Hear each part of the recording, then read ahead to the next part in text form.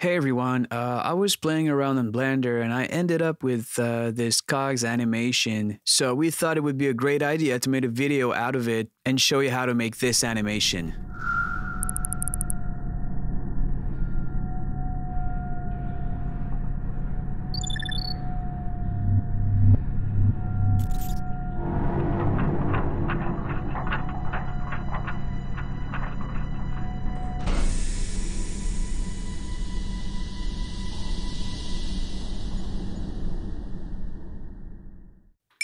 Welcome to Blender Therapy, where 3D meets serenity. Let's get started. Before starting this project, I was surfing the Blender market just to find an add-on like to generate some cogs, and I ended up on a website called Gear Generator, and that really helps you figure out how to build that animation with how many teeth you want to your cogs and etc., the speed and everything. And the process of adding cogs to Blender is really simple. You can just enable extra objects. You just have to go to Edit, then Preferences, and go to Add-ons and type Extra Objects. And when you press Shift-A, you can go to Mesh and then select Gears. And you have all those controls on the left.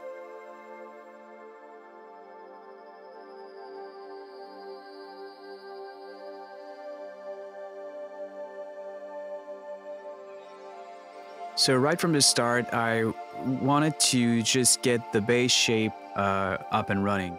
The tools that I'm using the most while modeling is BoxCutter and HardOps. You can buy them for like $38. I'm not sponsored or affiliated or anything, but it will really help you speed up your process.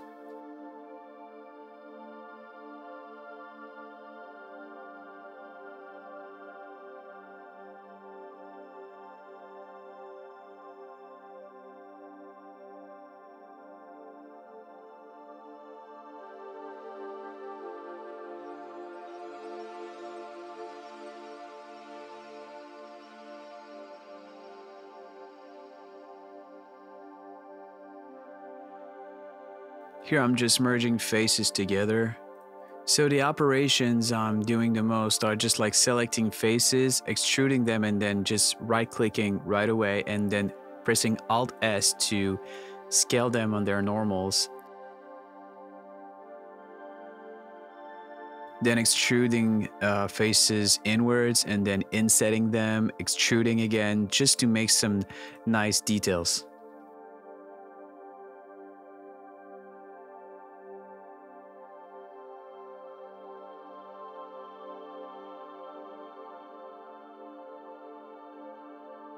I'm also adding a lot of bevels with just a subdivision of one. It adds a nice chamfer. I'm also using the sharpen tool from HardOps and always add a bevel modifier of 3 segments and a weighted normal. As you can see, BoxCutter really helps you speed up your process. You can just press 1 or 3 to go to the front or side view, and then just press D and then choose N-Gon and then cut. Just draw your shape and then press enter. You can even add some bevels to it, and boom, you have your cutter. You can apply the modifier if you want right away, and it really speeds up your process. Here I'm just making some loop cuts, and you can bevel a loop cuts just to like clone it if you want. I also like to duplicate a set of face and then make it a separate object.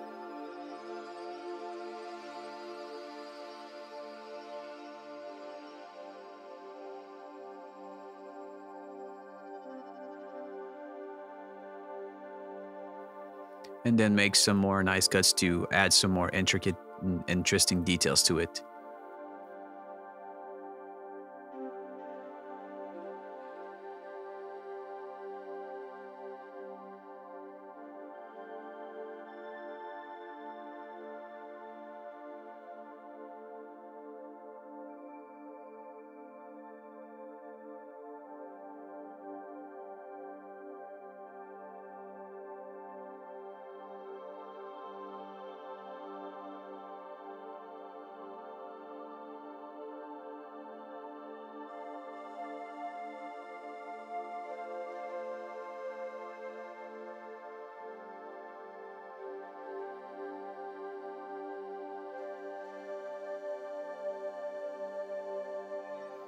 For here example, I've turned this shape into some sort of a frame if you want. You're gonna see some trials and errors. I think it's part of the process. It's just a matter of taste.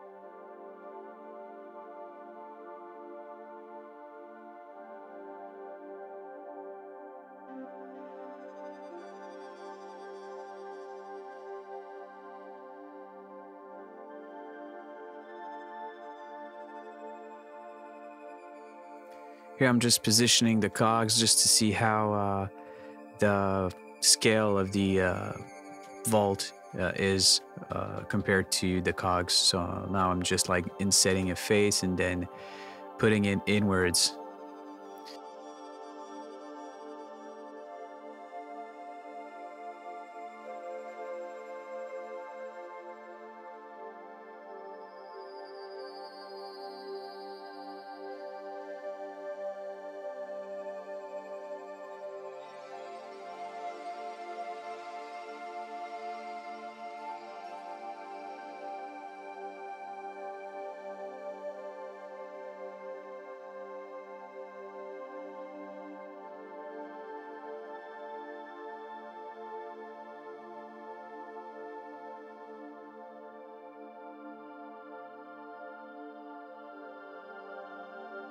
So as you see, I thought that this was a bad idea, so I rewinded a little bit. And then I just decided to duplicate another set of face and make another shape out of it. Again, I'm just insetting and then extruding, scaling, extruding, and setting, whatever, you know the drill. That's what I'm using all the time. I always like to add some angles to the shape. I think it makes it more kind of interesting, more sci-fi-ish, I don't know.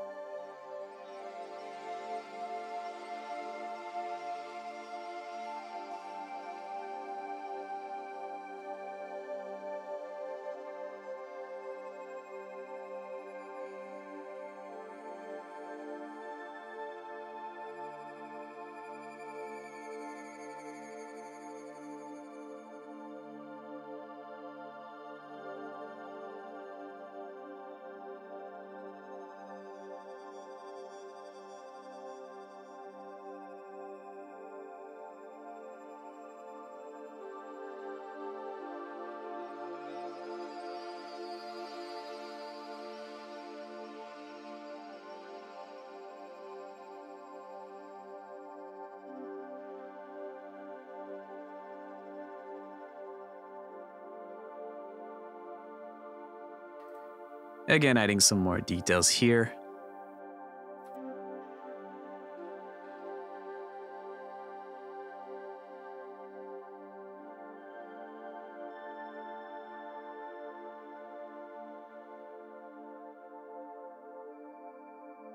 Ding.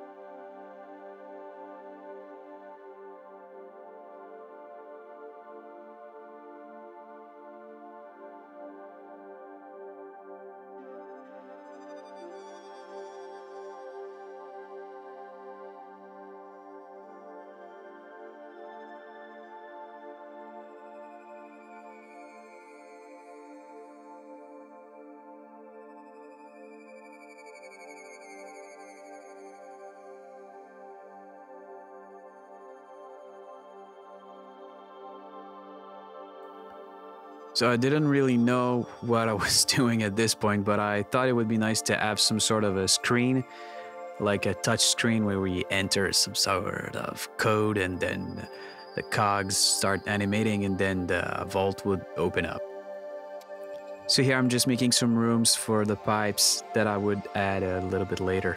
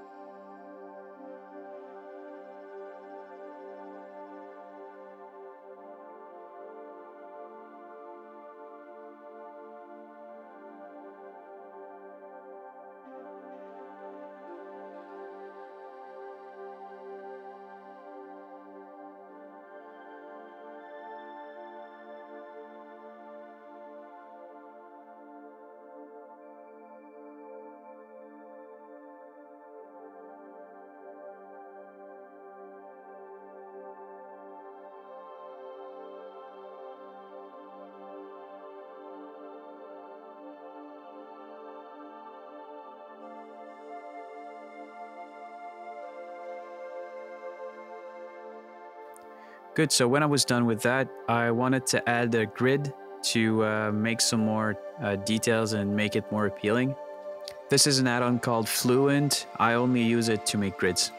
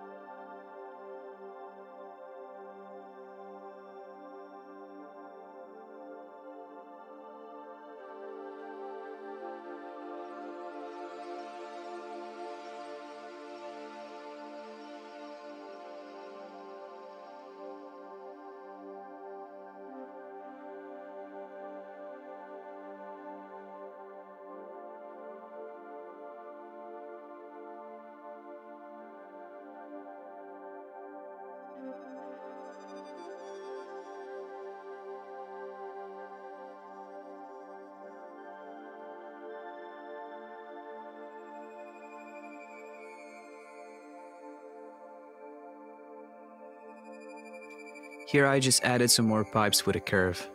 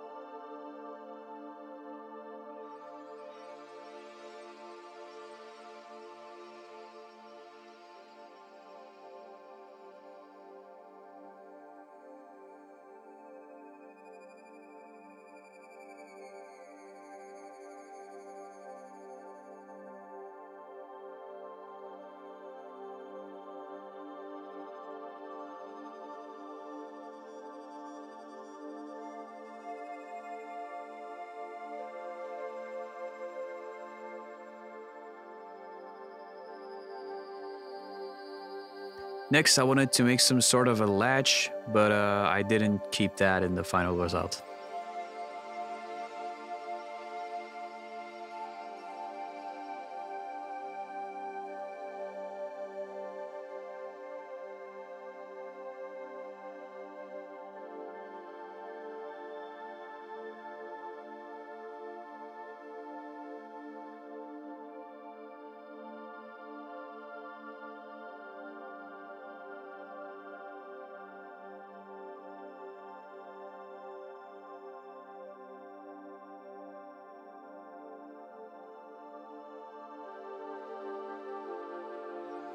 Also added some cylinder scale on the z-axis for the sides.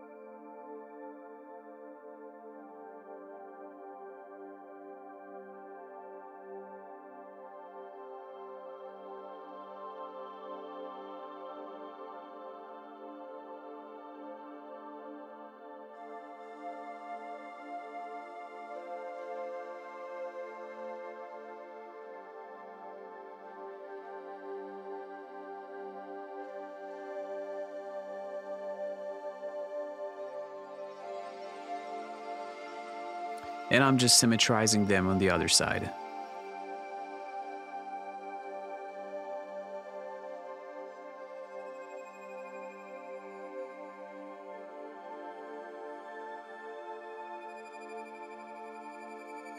The screen was really simple to make. I only extruded some faces, added some loop cuts, some bevels, and voila.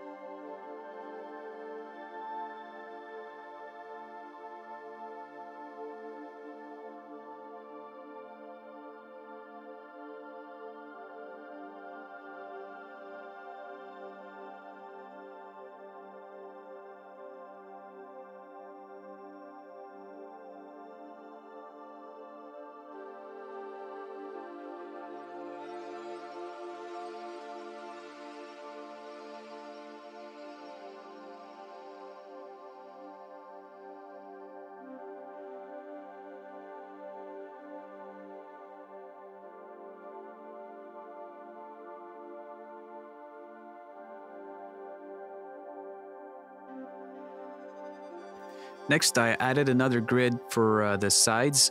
I struggled with this for a while, but we're going to speed up this part as well.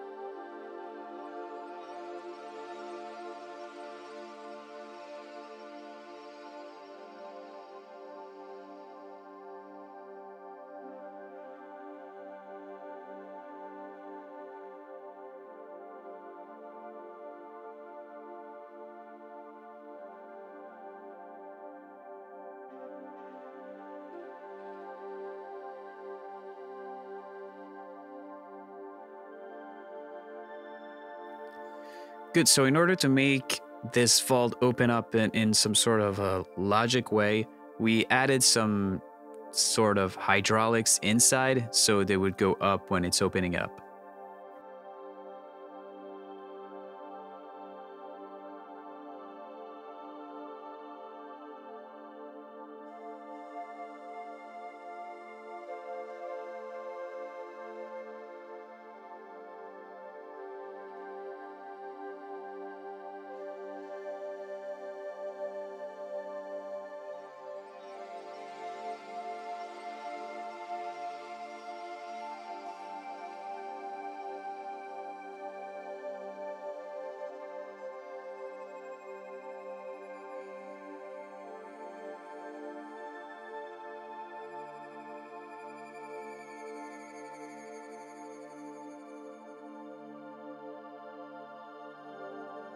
The process is pretty much the same for this shape. I'm just beveling, then insetting, and then extruding inwards, and then using the loop cuts and beveling again, and then extruding inwards to make some more shapes.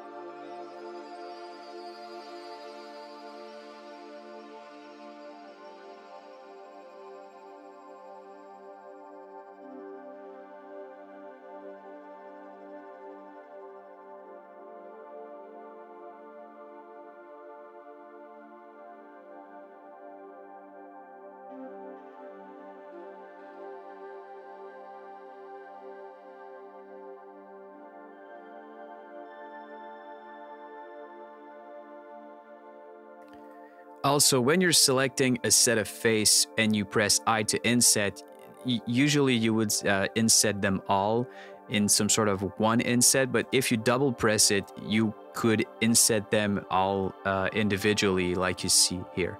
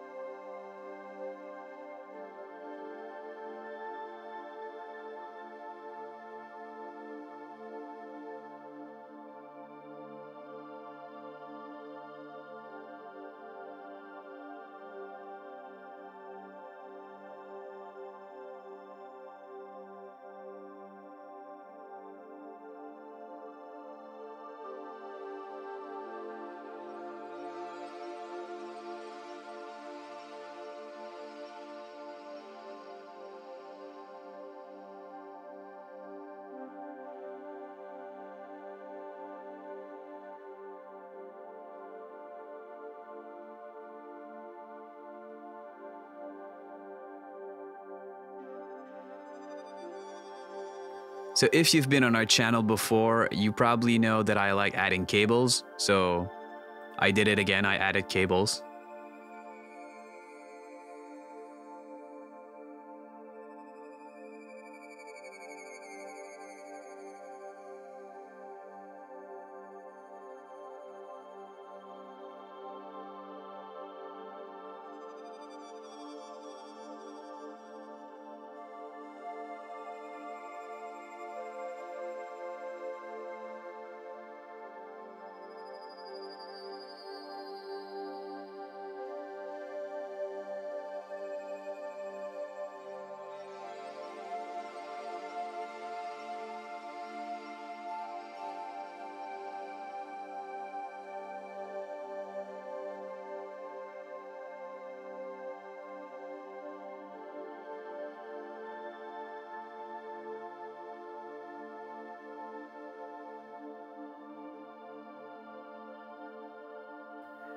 So at this point, we were pretty done with modeling the vaults. So it was time to set up the scene. So we added a cube and then deleted 3 faces and then just beveled the other edges to create an infinite background and added a color to it and then shade smooth.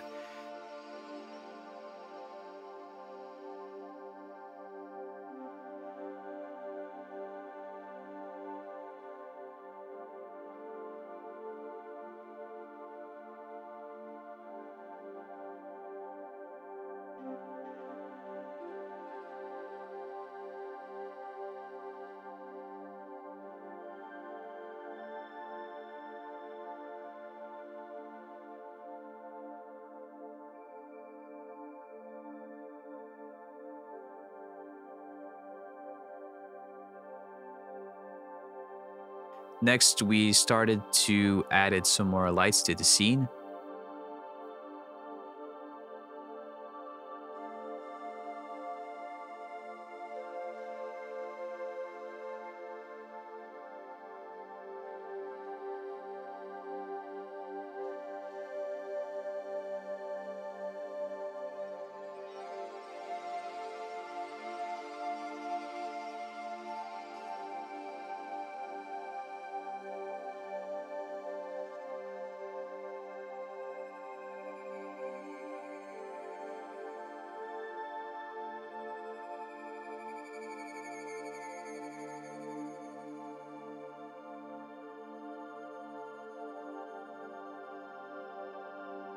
And then we added materials to our model.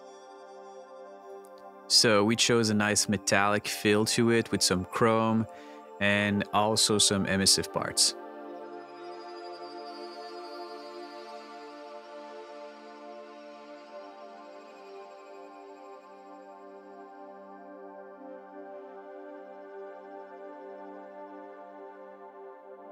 The animation for the screen is pretty simple. We chose a screen material, and on top of it with a mixed shader, we just added an emission node and then dropped a video that we made on Canva.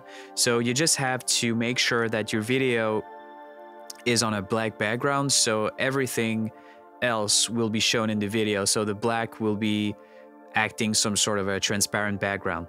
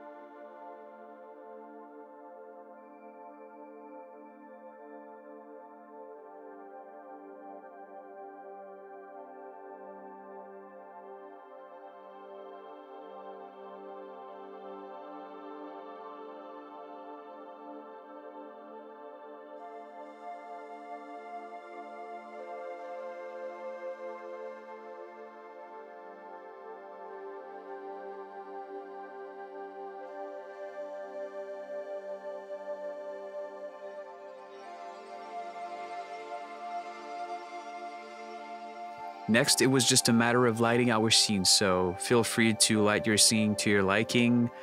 Be creative. So rendered still, this is how it looks.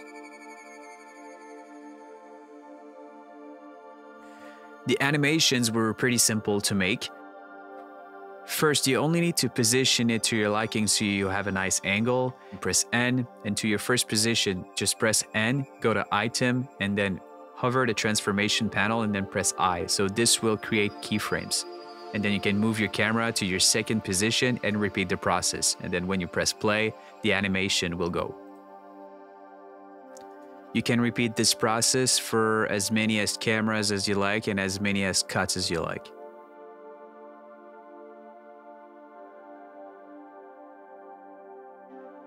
The process of rendering is pretty simple. Just make sure you're in cycles and in GPU compute. I set the max sample to 600 and the min samples to 40. It really depends on how many complex objects and how many polygons you have in your scene.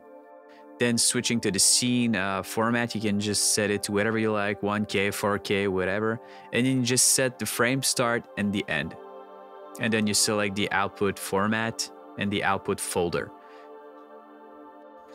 Then you can go to render and then render animation and wait. You could render it in Eevee, but I found that yeah, it's longer to render in cycles, but it's much more realistic. But yeah, you're probably gonna wait forever. It took around 2 days to render the scenes that we showed you at the beginning of the video. Good, so this is it for this long video for today. So thanks for tuning in, and if you've enjoyed this video, please comment, like, and subscribe to our channel for more content like this. Until then, have a good one.